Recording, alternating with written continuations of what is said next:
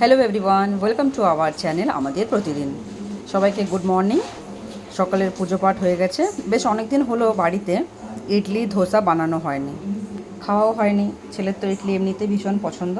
কালকে মা ভিজিয়ে রেখেছিল চাল আর ডাল, এটাকে ভিজিয়ে কালকে পিষে রেখেছিল। নুন দিতে মাকেই মানা করেছিলাম যে দেবেন না, আজকেই দেবো।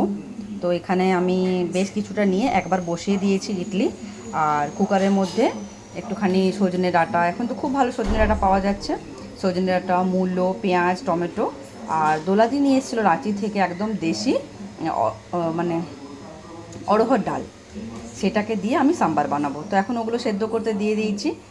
এই যে কুকারের মধ্যে আমি এটা সেদ্ধ করতে দিয়ে দিয়েছি। এখানে চাটনি বানানোর জন্য বাদাম আর নারকেলটাকে ভেজে নেবো, আর এখানে আমি বসিয়ে দিয়েছি ইডলির জায়গাটা। আর আজকে যতগুলো আমি এখানে কারি পাতা ইউজ করবো সবগুলোই কিন্তু আমাদেরই গাছের। এগুলো আমি গাছ থেকে এখনই পেড়ে এনেছি। বেশ কিছুদিন গাছে কোনো ওষুধপত্র দেওয়া হয়নি, জল দিয়ে ভিজিয়েও রেখেছিলাম কিছুটা।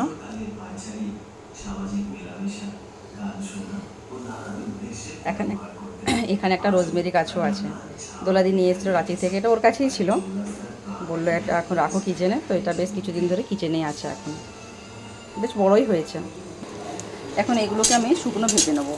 একটু রসুন দিয়েছি 3-4টে, আর বাদাম আছে, আর তার সাথে আছে নারকেলটা, কারি পাতাটাও অ্যাড করবো, আর 1-2টো শুকনো লঙ্কা অ্যাড করে দেবো এখানে। আপনারা চাইলে কাঁচা লঙ্কাও অ্যাড করতে পারেন।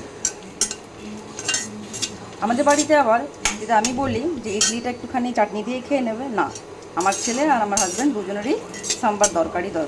ওটা ছাড়া ওদের হয় না।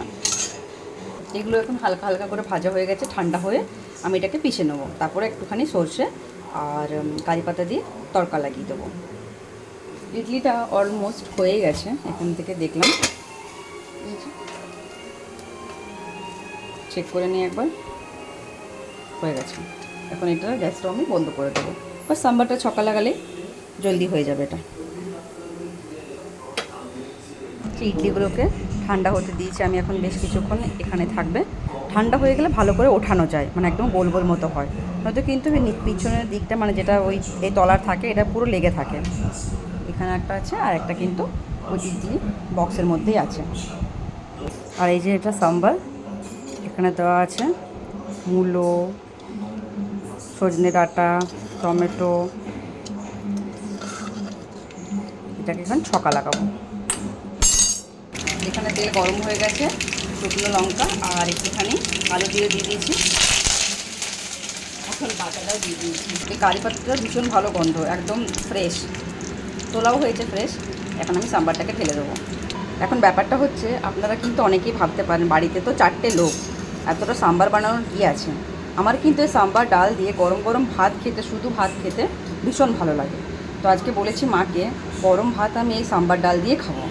তো এই ছিল সাম্বার, বেশ কিছুক্ষণ ফুটিয়ে দিয়ে আমি নামিয়ে নেবো। আর এখানে যে আমি সাম্বার মশলাটা ইউজ করেছি সেটা আমরা ব্যাঙ্গালোর থেকে নিয়ে এসেছিলাম, আচির, তো সেটাই দিয়েছি, এটাতে আরও ভালো টেস্ট হয়।